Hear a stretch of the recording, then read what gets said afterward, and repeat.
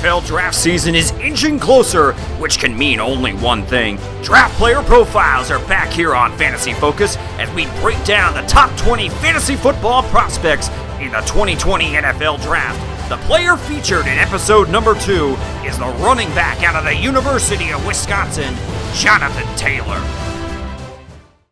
Now, if this is your first time coming across our channel, hit that subscribe button so you don't miss any of our fantasy football content. And while you're at it, just go ahead and punch that like button too. With that being said, I'm Derek Tate, and let's jump into this draft player profile of Jonathan Taylor. And of course, each episode is brought to you by the Original Hooters. So let's go, and boy did Jonathan Taylor absolutely dominate at the college level, seeing a minimum of 307 touches each and every season with mind-blowing efficiency and production to go along with it, over 2,000 yards from scrimmage each and every season at Wisconsin, while finding pay dirt 26 times in 2019. Not to mention his combine performance was arguably the best at the running back position, and for good reason. He posted a 4.39 in the 40-yard dash with that 5'10", 226-pound frame, while posting solid numbers across the board on the rest of the drills. Probably saw his draft stock rise more than any running back at the NFL Combine. But what does the tape say? First things first, Taylor is a vintage workhorse running back, and for you draft pundits that actually think it's a negative that he saw over 300 touches every season while staying healthy and carrying his team to relevancy, if you actually think it's a negative because he has, quote, too much tread on the tires, well then you can just shut the up. Did Christian McCaffrey's 672 touches from scrimmage the last 2 years at Stanford slow him down in the National Football League? Hell no. Or did McCaffrey's 326 touches in 2018 drop his fantasy value in 2019? Hell no.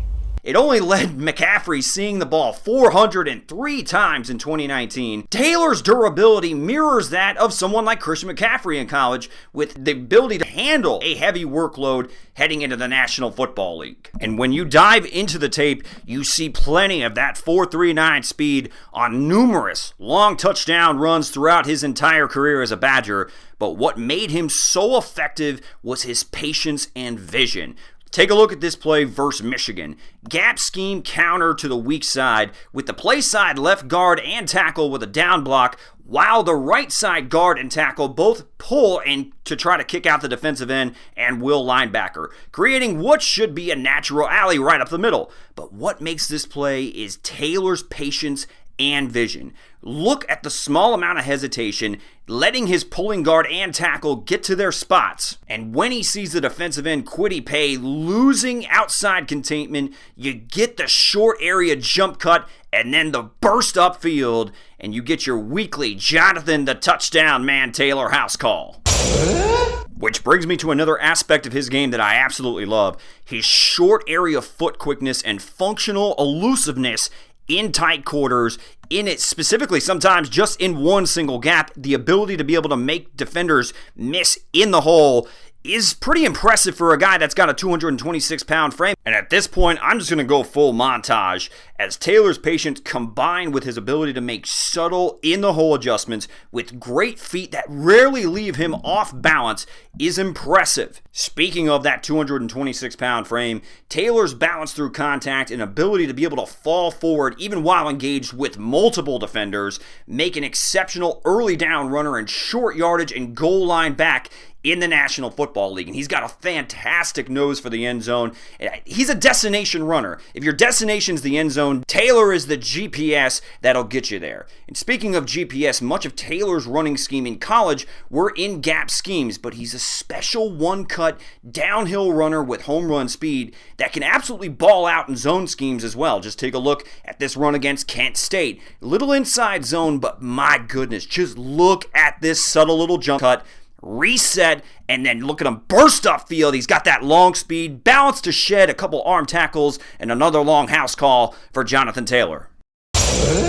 As a pure runner, there isn't much Taylor doesn't have in his arsenal. Sure, he doesn't have elite level quickness or acceleration, lateral movement, stuff of that nature, but he does have a nice stiff arm. He's got a spin move. He's got a nice jump cut. In fact, being able to string multiple jump cuts together at times. He can bulldoze you. He can move the pile, but he steps in day number 1 to me in the National Football League as an early down short yardage back. No questions asked.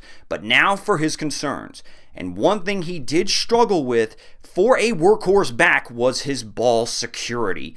18 fumbles over his 968 touches in college. That's a fumble every 53 touches. Basically, 1 every 2 games on that pace, including 6 fumbles in 2019 and 8 in his freshman season. One of those fumbles in 2019 being a crucial one in their first loss against Illinois in the fourth quarter. He has to clean that up at the next level because nothing gets you off the field faster than ball security issues. My other concern in the NFL is the uncertainty of his contribution in the passing game. Now, I know Taylor truthers will be quick to point out that he tripled any previous season's receiving production in 2019, posting career highs across the boards in receptions, yards, and receiving touchdowns, but it doesn't change the fact that I would not call him an above-average pass-catching threat on the next level. He still dropped passes that were completely uncontested, even in 2019, and was pretty average as a route runner in creating separation. Sure, he has a nice first step, and I did see him run a couple angle routes, option routes, and out routes, but outside of that, I mean, it was pretty limited as far as what Taylor did in the passing game. Does that mean that he won't be a factor in the NFL passing attack?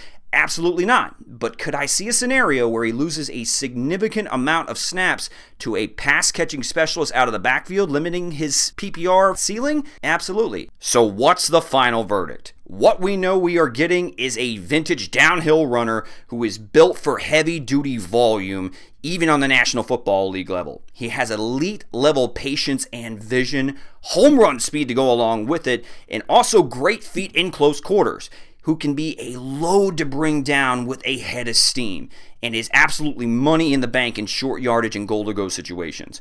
On the negative side, I would say that his lateral agility isn't elite, and his ball security issues are a major concern on the next level, with some reasonable unknowns as far as his involvement in the passing game earlier on in his career. I believe he's more of a work in progress as a pass catcher entering the NFL. Certainly doesn't mean he's not capable, that there's just a little bit of unknown in PPR formats. I don't know if I see him as a 50-catch player heading into the National Football League on day number 1. He's the number 2 fantasy running back prospect on my board, and my pro comparison is Nick Chubb. Now, thanks for checking out our channel on this episode of the Draft Player Profiles here on Fantasy Focus. Please go ahead and hit the subscribe button so you don't miss any of our fantasy football content. Or if you just want to go ahead and support the channel, go ahead and hit that like button as well. Our next player profile is the wide receiver out of the University of Oklahoma, CeeDee Lamb. Until next time, later, says the Tater.